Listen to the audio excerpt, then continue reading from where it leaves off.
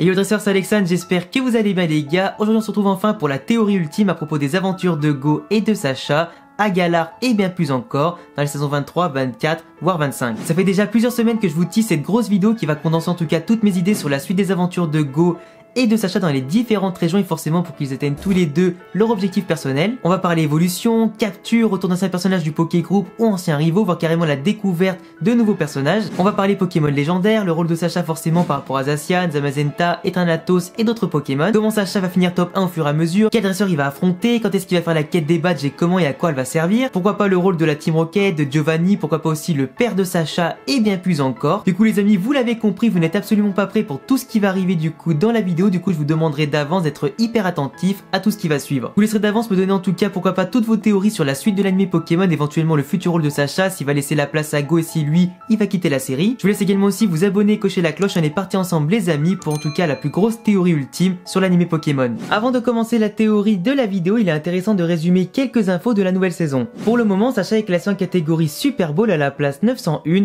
du championnat du monde. Celui-ci possède dans son équipe des Pokémon comme Pikachu, comme Riolu, Canartichaud de Galar, Dracolos et Ectoplasma. Il reste actuellement une place disponible dans son équipe et forcément il existe de très nombreuses possibilités sur la prochaine capture.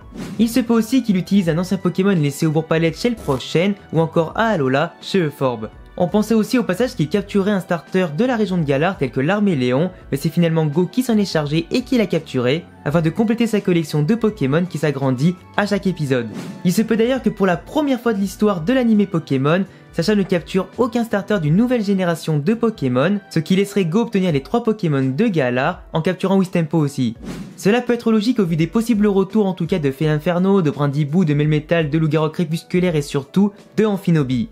Pour le moment, Sacha n'a pas de type eau ou de type plante dans son équipe, ce qui laisse forcément la place à des Pokémon comme Amphinobi ou Brindibou. Sauf qu'au vu de l'équipe actuelle de Sacha, il est clair qu'en tant que 6ème Pokémon, il n'aura droit qu'à du lourd une fois Riolu et Canartichaud évolué. Il ne repartira donc pas avec un Pokémon de base comme Wistempo en tant que 6ème Pokémon, qui devra grandir au fur et à mesure des épisodes d'ici la fin de la saison 23 ou 24 pour la fin du championnat du monde.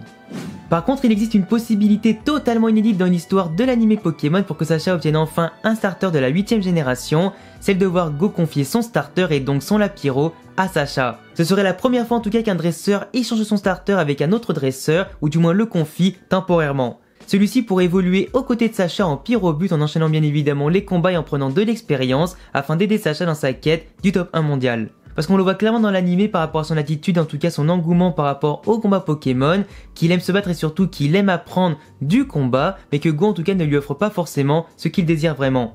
Il est clair en tout cas que la capture de tous les Pokémon au monde ainsi que la quête de Mew n'a pas forcément l'air au passage de l'enchanté de prime abord, et son engouement devant les combats Pokémon prouve qu'à l'instar du Mustebou et de Aurore, il est fait pour se battre et pas pour autre chose. Son évolution en Pyrobut, un Pokémon combatif avec un potentiel totalement énorme, serait un atout considérable pour Sacha, qui pourra compter dans ses rangs un Pokémon de type feu, et enfin un premier starter de la 8ème génération, même si c'est temporaire. Parce que oui, comme je l'ai dit en tout cas un petit peu plus tôt, on ne parlera pas forcément ici d'un échange définitif mais plutôt temporaire, sachant que ce Pokémon restera à jamais le premier Pokémon de Go. Riolu, qui va évoluer en Lucario au fur et à mesure du scénario, pourra en échange pourquoi pas aider Go à retrouver la trace de Mew grâce au pouvoir de l'aura. Du moins cela reste une petite hypothèse parce qu'il est clair et net que Sacha n'échangera jamais son Riolu avec Go, à moins bien sûr qu'il l'aide temporairement dans sa quête à la fin.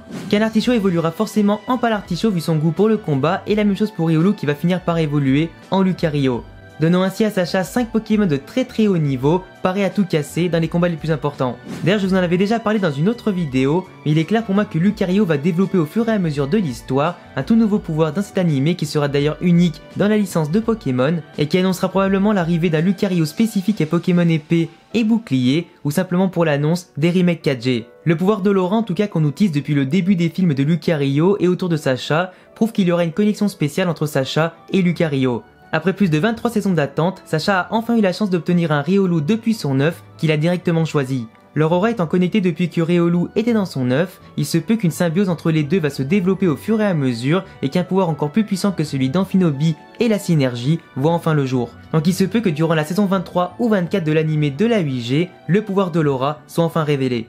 Rien de mieux au passage que pour annoncer pourquoi pas un nouveau mode pour les Pokémon ou simplement un tout nouveau jeu Pokémon, si ce n'est les remakes 4G, qu'avec une nouvelle transformation. Sachant que les méga évolutions seront aussi présentes comme les Dynamax et les Gigamax comme l'a prouvé en tout cas le combat avec Cornelia, Sacha pourra également avoir des armes qui lui sont propres pour vaincre Tarak et remporter le championnat du monde. Réussir à surpasser le numéro 1 sans avoir de pouvoir particulier dans son équipe, cela représente l'impossible si on n'arrive pas à surpasser le domaine du possible et la frontière du réel. Sacha devra exploser toutes les limites pour atteindre le sommet et ça passera sûrement par le pouvoir d'Olora de son Lucario. Une transformation inédite amenant Sacha à réaliser son rêve de devenir le meilleur. Amphinobi et la synergie peuvent également compléter l'équipe de Sacha, même si ici on dépasserait le stade d'équipe overcheatée à tous les niveaux. On n'oublie pas d'ailleurs les mastodontes Dracolos et Ectoplasma qui ont encore tout à prouver, qui pourraient être épaulés par des retours fracassants tels que celui de Dracofeu, qui aura forcément son mot à dire dans le titre suprême de Sacha. Pour accéder au trône du top 1 mondial, Sacha croisera sûrement la route d'anciens rivaux compétitifs comme Harrison, Tyson, Paul, Nico, Alexis ou encore Liam, Alain, Gladio et Tilly. Pour le moment, le top 8 mondial est composé de Peter et de Tarak, sachant que Roy aussi en fait partie. Il se peut que Sacha va continuer à parcourir les différentes régions, récupérer aussi ses anciens Pokémon, tout en capturant au passage quelques nouvelles recrues, comme pourquoi pas un Tyrannosif, avant d'arriver assez rapidement dans la catégorie Hyper Ball, qui s'annoncera bien plus épique et plus resserrée en termes de haut niveau. Je pense d'ailleurs que c'est dans cette catégorie que Sacha pourra parcourir librement les terres sauvages et la région de Galar à la conquête des badges. Il le fera sûrement pour le côté du challenge et bien évidemment le goût de la compétition, tout en affrontant un par un les différents champions aussi classés au championnat du monde. En les battant au fur et à mesure, Sacha va forcément améliorer son classement et son expérience, afin de grimper au fur et à mesure dans la hiérarchie. Il rencontrera sûrement au passage des personnages comme Nabil, comme Travis et Rosemary qui sont emblématiques forcément de Pokémon épée et bouclier et qui voudront l'affronter au passage. Le but final bien évidemment de cette conquête de Galar sera un affrontement épique contre Roy qui fera basculer Sacha dans le top 8 au détriment pourquoi pas de Roy qui sortira ainsi du classement mondial. Il se peut justement que Sacha arrive à Galar et agrandit son équipe au fur et à mesure, avec pourquoi pas un Toxizap qui finira par évoluer en Salarsen en forme aiguë, et que Go en capture un aussi qui obtiendra la forme grave.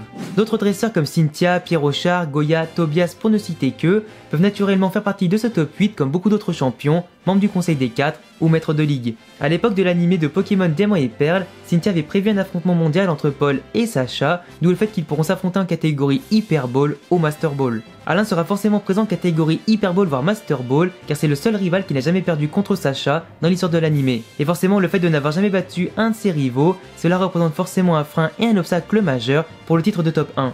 D'ailleurs je pense qu'on imagine tous une scène légendaire et absolument épique où Amphinobi pourra enfin prendre sa revanche contre le Méga Dracofeu X avec une victoire incontestable et totalement épique.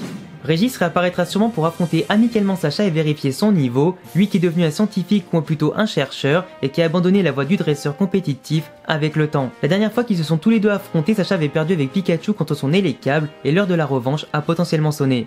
Les anciens persos devraient normalement tous revenir, que ce soit ceux d'Alola via quelques épisodes dans la région ou ceux surtout de XY en priorité, avec notamment Serena, Lem et Clem. Le retour de Ross symbolisera l'arrivée des remakes 4G sur console et celle de Flora du pur fanservice. Pour beaucoup, il s'agit des dernières saisons de Sacha dans l'animé Pokémon et ce sera sûrement le cas s'il arrive à finir top 1 au championnat du monde, à accomplir son rêve avant de passer le flambeau. Mais il y a encore pas mal de choses à régler comme un duel ultime pourquoi pas avec Giovanni afin de détruire tout comme Red, la Team Rocket et accomplir ainsi la destinée de chaque héros des jeux mais cette fois-ci dans l'animé. Giovanni pourrait d'ailleurs s'introduire dans le top 8 du championnat du monde pour tenter de contrôler le monde en étant le meilleur. Ce sera en tout cas une fin hyper intéressante pour voir en tout cas un affrontement hyper sérieux entre Sacha et Giovanni pour en finir définitivement. Par rapport au scénario global, Sonia avait expliqué dans les derniers épisodes à Sacha et à Go l'histoire de Galar, des héros et de la nuit noire. Il se peut que Shiroz aura le même rôle que dans les jeux, avec bien évidemment un scénario où il cherchera à contrôler Eternatus et son énergie, juste avant la finale entre Sacha et Tarak. Pour ramener la paix, Sacha et Go devront capturer chacun de leur côté un Pokémon légendaire, tel que Zacian et Zamazenta, afin de réaliser ensemble la prophétie des héros de Galar. J'avais aussi évoqué dans quelques vidéos le fait que Sacha puisse capturer des Pokémon légendaires comme Latias, qui serait pourquoi pas un clin d'œil énorme à son ancien combat contre Tobias avec son Latios. Ce serait d'ailleurs pourquoi pas l'occasion de revoir Tobias et connaître enfin son origine et son background, et l'identité du reste de son équipe en le détrônant au championnat du monde. D'ailleurs les amis, on n'est aussi pas à l'abri d'avoir enfin des informations sur le père de Sacha, qui voulait pour rappel devenir le plus grand dresseur du monde tout comme son fils, et qui ne pourra jamais passer à côté des futurs exploits de son fils unique, qui seront connus mondialement.